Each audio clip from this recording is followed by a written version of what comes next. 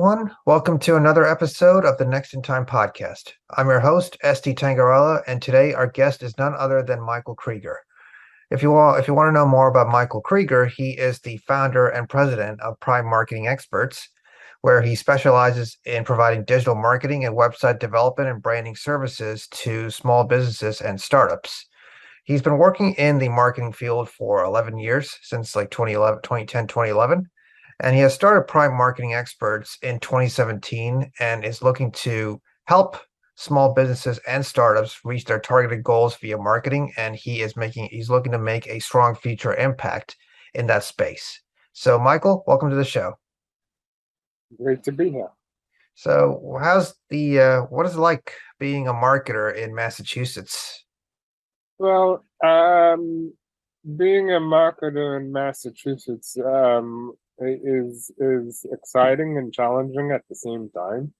And it's exciting to be part of a number of developments that you see on a day-to-day basis in the overall best practices of marketing, as well as um, take on new challenges mm, with different clients on a daily basis. Yeah, Um, yeah, yeah, sounds good. And so is it true that the business space in Boston, particularly with small businesses and even the startup space, it is taking off in a way because people perceive Massachusetts, like the Boston area, as more of a research-based area? correct. So Boston is heavily into research, a lot of universities, and it is known to be one of the top areas for startups, you know, especially particularly in the Boston and Cambridge area. Oh, nice. And so, what is it that, I mean, as I saw that you've been in the space for 11 years in marketing. So, what has been some of your greatest startup or even small business clients that you've worked with? Some of the greatest clients that I've worked with include uh, a snack food business that actually uh, is just launching, and it's great to see, and expand and become a part of many different households in expanding the awareness of that brand, um, definitely leads to a lot of great, accomplishments in the space, and just seeing the company grow gives it a nice sense of accomplishment. Yes, definitely. Because I see that, you've been working hard for a long time. And I mean, the fun thing you want to know about, one thing you want to know about Michael is that he works constantly looking to help clients get what they need in a way. So, and I've been working with Michael as like a partner for a year and a half, and I have learned plenty of marketing, how marketing is done from him. And I'm looking to now expand that partnership in the near, not so distant future. So before I continue further, let's go ahead and tell us more about your background, like where you come from, what made you get into marketing itself. So, I sort of walked on a meandering path and, uh, graduated with an accounting and finance degree at the bottom of the '08 recession, while I was always, into the numbers a lot.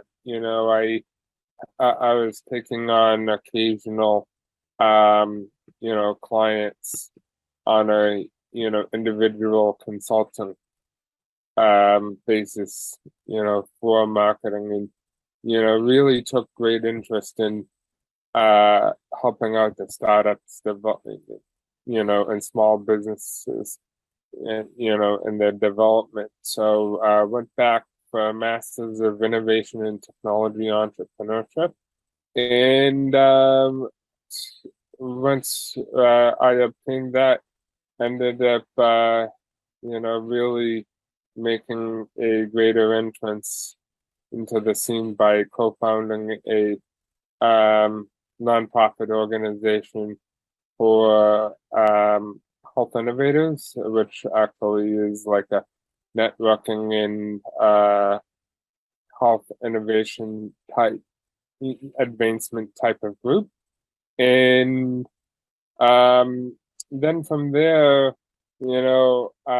decided to have a change of pace and, ended up actually getting, more and more momentum in the marketing area and ended up actually, bringing that all together to start prime marketing experts as it Like is where? known today. Yeah, I was just wondering, where did you get that momentum of marketing? Like you said, you were the founder of I think you were a founder of a healthcare innovation nonprofit, Correct. So and just by pounding the pavement and networking. pounding. So yeah, because if you want to give one piece of advice, would be pounding the pavement and networking. That would. Yep. So how did you like? Where? I just want to make sure you say you graduated from which university again? UMass Lowell. Oh, UMass Lowell. Yeah, just want to let you all know that I think, as I've spoken with one of our previous guests, I did graduate from UMass Amherst, so we're kind of partner institutions in a way, and Mm. we are. I've been I've been grateful that I was able to go to UMass Amherst and also like be able to visit UMass Lowell and see the differences between the campuses and whatnot. But what is it that what were the challenges you faced back then? Like, you said, yeah, I think you once told me that you had a bit of a speech disorder or something, or is that true, or is it something different? Well, yeah.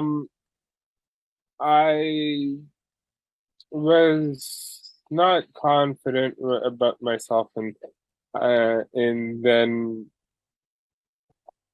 it was a hole that I progressively went down, and um, when you're not sure of yourself and not that confident, you then have a lot of filler words, and over time, I went to an organization called Toastmasters and ended up getting practice and mentorship with leadership as well as filling uh, in in in gaining more confidence in public speaking as well as interacting with the other people so that I could then develop a greater sense of confidence.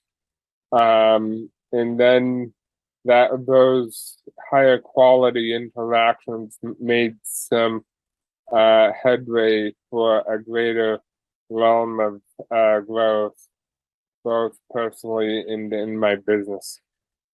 Makes sense. I really can say that because used to be I briefly was part of Toastmasters, and they helped me improve my ability to speak without going into tangential directions, like going into like sideways directions, as they say.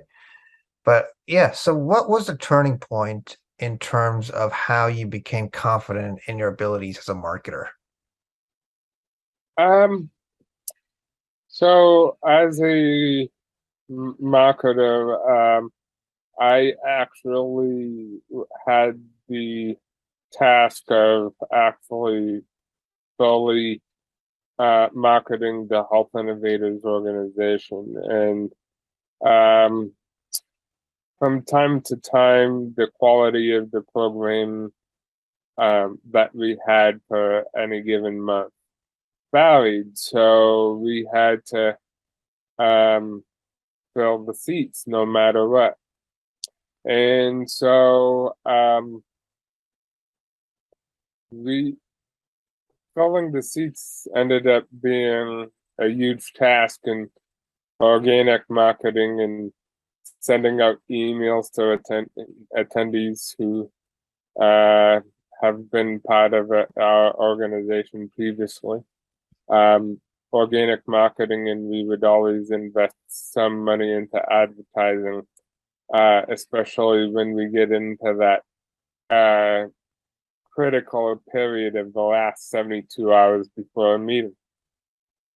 And let me tell you, running a group like that, when you're 72 hours away from a meeting and you only have 8 people that is scheduled to show up for a meeting that should have, 100 plus people to fill the room, that can actually be a tough pill to swallow.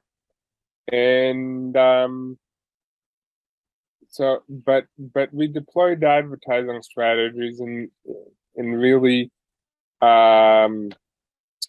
was able to turn around the efforts when they needed to be, just by making minimal investments of like $50 or so in a Facebook budget that targeted people in the industry. All right. Sounds good. Yeah, that's a way of how you're able to accomplish that. And so, yeah, let's shift gears and talk about your company, Prime Marketing Experts. So, what was the catalyst as to why you decided to start Prime Marketing Experts? That the actual projects that I was taking on over time, grew in importance, and you wanted to sort of make a visible business that was, people can resonate with and branded into an actual company. So we then actually proceeded to bring the work that I was already doing and then formulate a team so that we can then, grow our capabilities in such over time. Got it. And what did you, so so you started Prime Marketing Experts primarily focused on digital marketing and branding and website development. Those are the three main services that you provide in a way, Yeah. right? So what so how was the like when you started off, like, you were trying to see clients, you're using networking tools to be able to bring clients to you. And when I started working with you later on, like years after you started, then you started going in, you started attracting potential clients via the website, like I said, Right. through having a strong website. What was the what was the reason for that change? It's just that when you actually have a strong website and you're organically getting customers in, that's how you get the lowest cost of customer acquisition. And when you have the lowest cost of customer acquisition, that all flows down to the bottom line. So that means we can then reinvest into our business to make sure we remain competitive and actually provide the highest quality of service possible. Sounds good. And what's the vision you're trying to create with Prime Marketing Experts? Are you trying to be the premier digital marketing agency in the Boston area, or are you trying to be more of the helping hand for these different startups or even small businesses?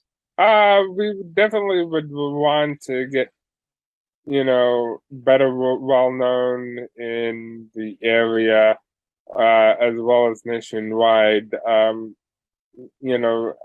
Our goal is to develop a well-rounded team of 18, 20 people so that we can then um, really, service clients in a way that, um, you know, while we work with a team, it just improves reliability steadily as we grow as well.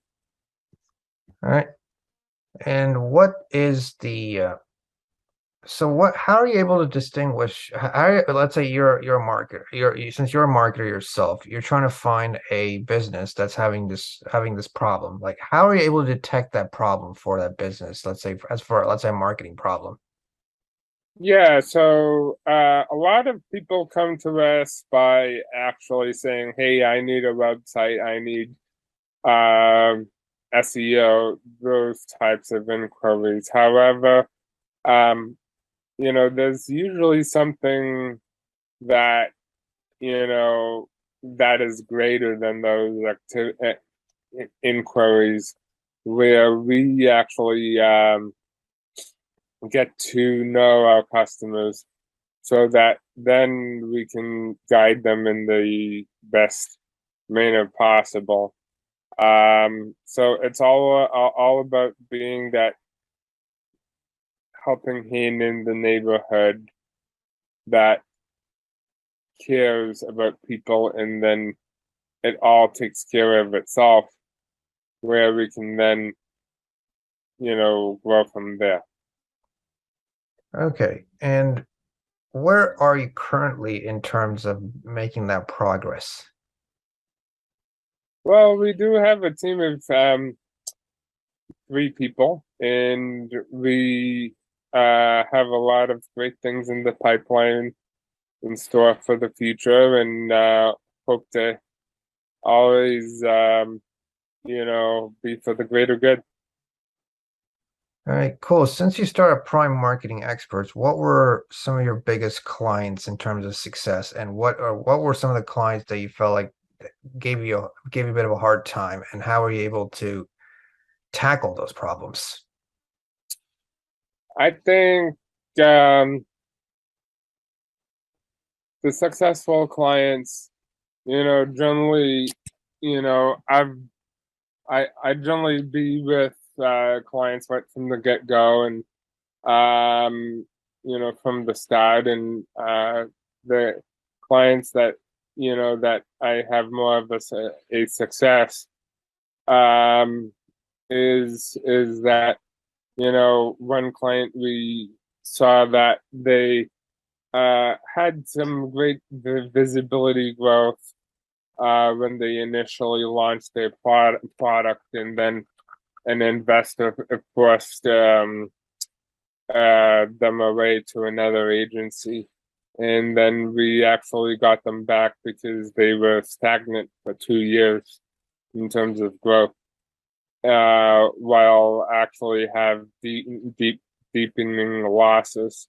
Um, they've since returned, and they're actually able to launch their product in a leading supermarket chain as well.